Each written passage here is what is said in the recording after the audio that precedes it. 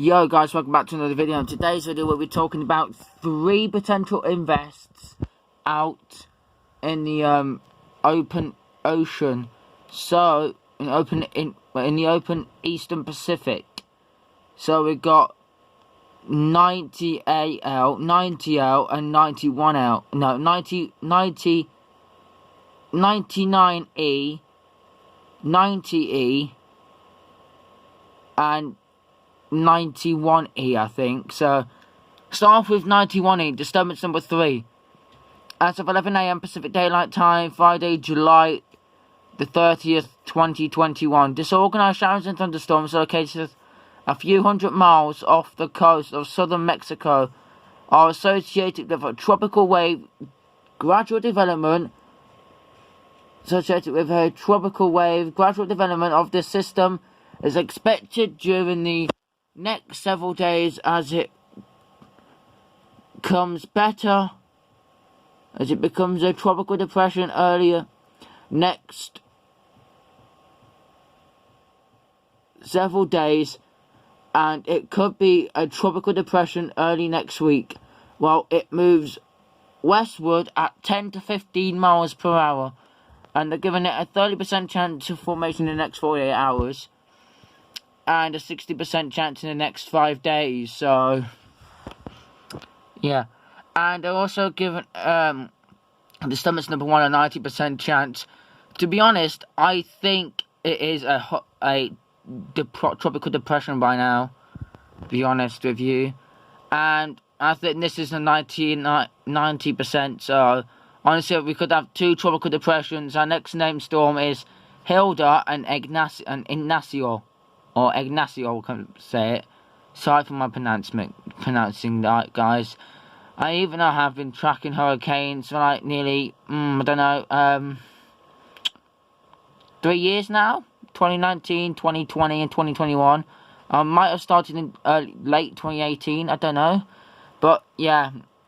Anyway, these are our 3 main areas of interest, because 2 of them meant to be a major hurricane, and disturbance number 2, I think it's meant to be stay as a weak tropical storm. I think. I'm not sure about that. Here we are. So we'll show the GFS. By the way, guys, as you can see, the La Nina model's going down. See, look. It's going down. So basically it was up like this. This was back in like early May, late April, and because I did an update on my old channel until someone copyrighted it. So yeah.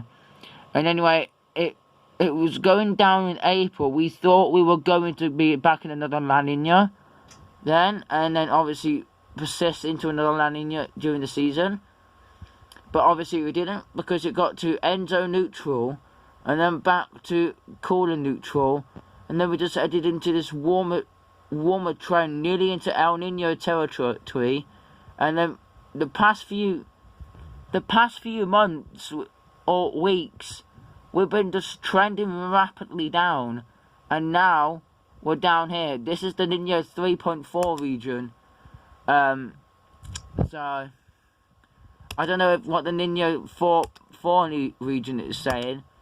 Nino 4 is saying it's on a rapid decrease.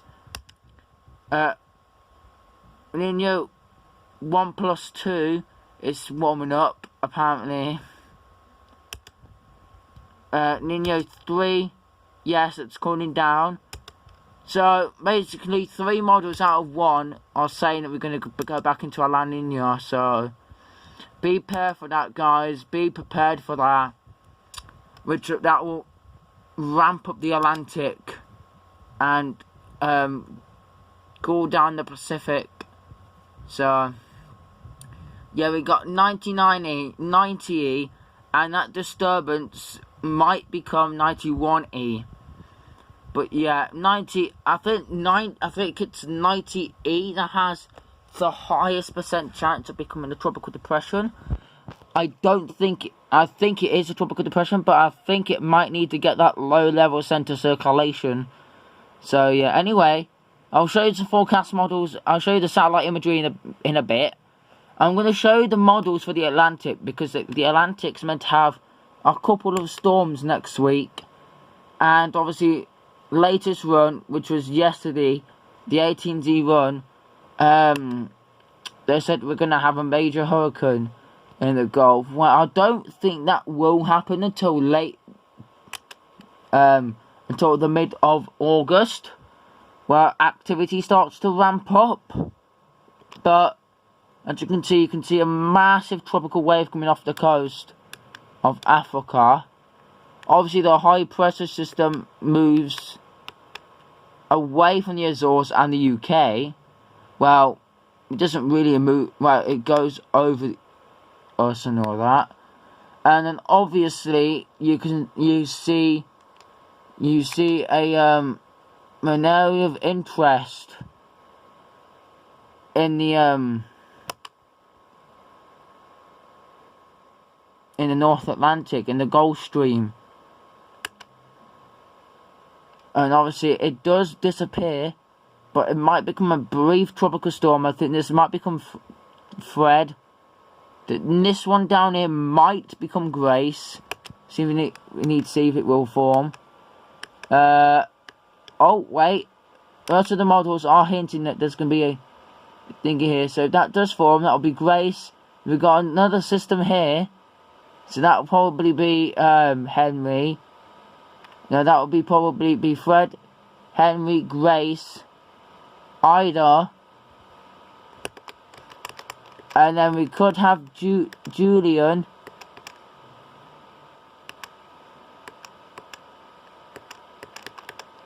which most of the models were persisting that we're going to be that this MDR storm was going to be forming, but I think that was in the 6Z run. To be honest, yeah, I think it was. You can't really see any vorticity. Now let's have a look back at the 6Z run for Friday, July the 30th, and we'll have a look. So, Friday, July the 30th. Yeah, if we go back a bit, you should see it, because I swore that I kept an eye on the models earlier on today, and I swore that I saw a hurricane or a major, but going out towards the sea. So I'm gonna wait. Let me go all the way back to this beginning. So sorry, it's taking ages, guys, to load. It's just my laptop so slow. As you can see, there's this tropical wave here. Does look interesting, I'm gonna say. It does have an area of spin to it. Might get some spin, as you saw. But yeah, we could have Fred.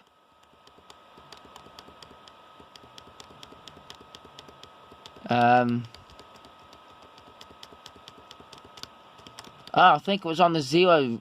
I think it was on the 0Z run then for Friday. Yeah, I think it was.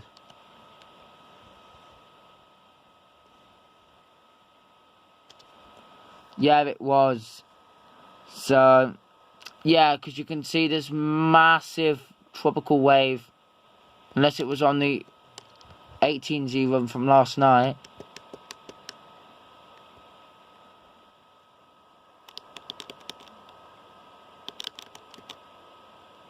And this is the 0Z run for today. Obviously, we're looking back at the models. There is some vorticity going on with this system here, as you can see, and with this system, and with this system down here. So you just have to keep an eye on those two. You know, those three. In case if they do spin up into tropical cyclones, which some storms can do that these days. There is an area of vorticity in the Atlantic. But yeah, I think that was on the 18Z run then, from last night, because I can't really find anything. Aha, yes, it was on the 18Z run from last night. As you can see, look, they literally have this as a storm, maybe even a hurricane. You don't know, but this could be our second long tracking hurricane, or our first actually. So it does become a tropical storm. So yeah. Anyway, that's enough of the models. I'm going to show you the sea surface temperatures for the North Atlantic. And obviously we have got 30 degrees, as you can see now. If I zoom in, you might be able to see a touch of 31 degrees. Yeah, you got some spells of 31 near the Florida Keys. You got a touch of 30 going into the Caribbean. The Caribbean sea's warming up nicely, so it may all be in 20. You might be saying, the Caribbean's below average this year. We're not going to get any major hurricanes in there. Well, in October, you do not want to mess with the Caribbean in October or November. Like last year, we saw back to back major hurricanes in the eastern Caribbean and in the western Caribbean as well, like infecting like Honduras, Nicaragua, Cuba, the Yucatan got hit last year hard. Louisiana got hit last year hard. Texas, they get hit by a couple of systems, but they were average last year.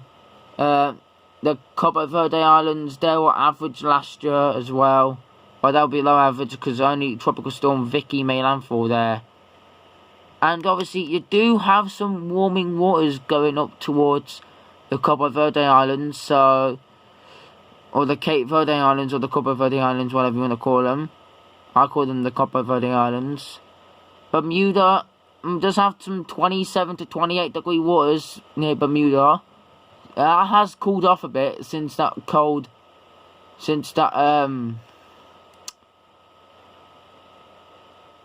do you call it, front moved by, but that will warm up. Even the subtropical Atlantic's warming up nicely. You even get to 26, nearly as far as Nova Scotia, as you can see. 26 degrees Celsius, 25 to 26 degrees Celsius. That 26, no, I think it's 25.6 degrees, or is it 26 degrees Celsius to support tropical development. So yeah, it's 26.6 degrees Celsius to support tropical development, and that most of the Atlantic's running above average, apart from the northern MDR. Which, to be honest, no one thought the MDR would be warming up rapidly. And to be honest, it is. Because when Elsa formed, it was only in like 26 to 27 degrees Celsius was. But now it's like 28, 29s. Maybe a touch of 30s. But as you can see, there's a touch of 30 degrees. You know, you can't really see it because it's faint. I can really see it. I can see it on my laptop, but I can't really see it. You can't really see it on the camera. So yeah, the whole of the Gulf of Mexico though is running above average. So yeah, anyway, looking at the El Nino and La Nina models, as you can see that this is running below average, which means that it's cooling down, which means that we're might be going back into a La Nina.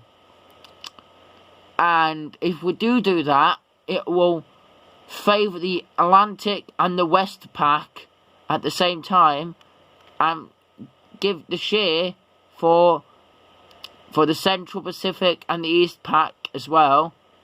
And then the Atlantic will just keep getting storm after storm after storm after storm after storm after storm after storm, and back to back to back to major hurricanes and back to back to major and tropical hurricanes, because there'll be a strong high pressure ridge pushing the systems maybe even south, maybe even really far into the Caribbean, moving up into the Yucatan, affecting Florida or Louisiana, or, well, Florida already got hit lot this year by one storm. Florida, just expect some major hurricanes to come past you this year. The water's hovering above average over there, so you could see a rapidly intensifying storm that can go over there, and, like, you know, right now if the storm was forming. But as you can see on this model, you do see a bit of reds coming back in, but it's mostly blues that are popping back up now. So the whole of the Western Atlantic's running above average, but Central Atlantic, it is warming up a bit. As you can see, there's not really as much green stuff. So yeah, I mean blue stuff. So we looked at that one, we looked at this one. So now we're going to look at this one, and it says the same story. The Eastern Pacific by Mexico, that's where all the favorability is. That's where the storms are going to form, because closer to the coast is warmer. You got warmer sea surface temperatures there, so that's cool. Because in the where the equator is, as you can see, it's starting to cool down, which is a bad sign for La Nina. If this turns into an El Nino, which we won't be expecting an El Nino, that means it will favour the Eastern Pacific, the Central Pacific, and also the Western Pacific as well. And it will enhance, it won't make as much tropical cyclones form in the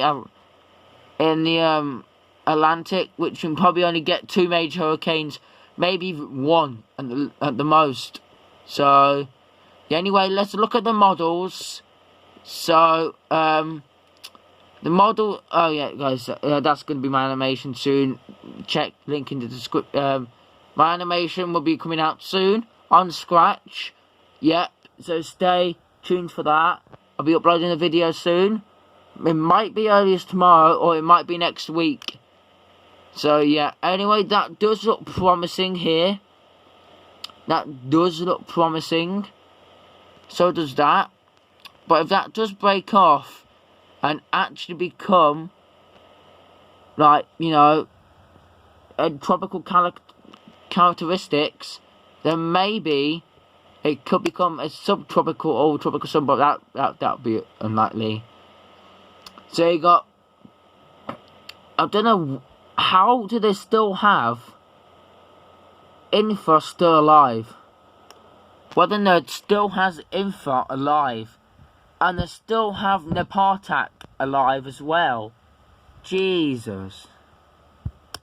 Right, to be honest, these 2 storms do look absolutely good on satellite imagery. Like, literally,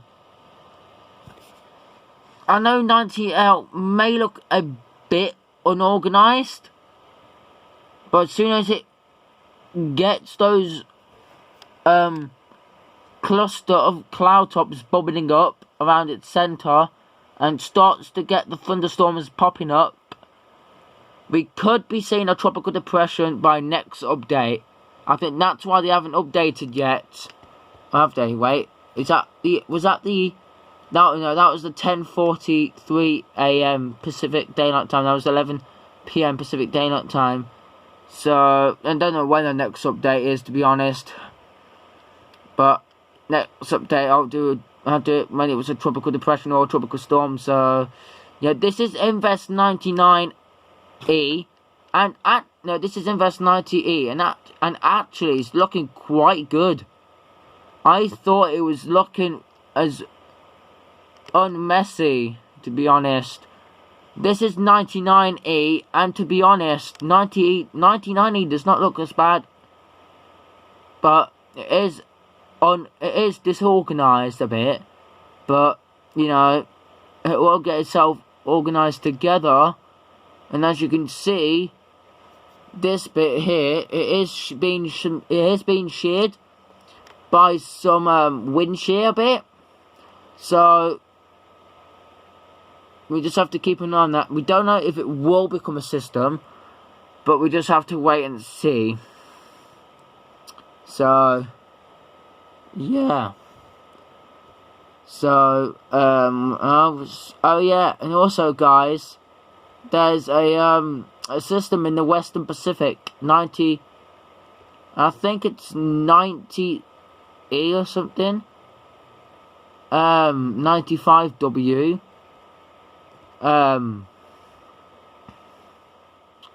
So I don't know if they got it open, but I don't know why I can't get it open. Wait, let me try it on my second Google account, the JTWC.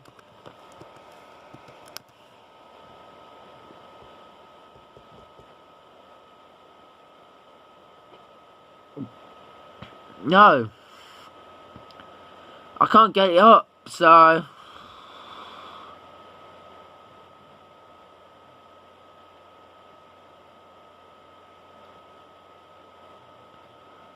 okay.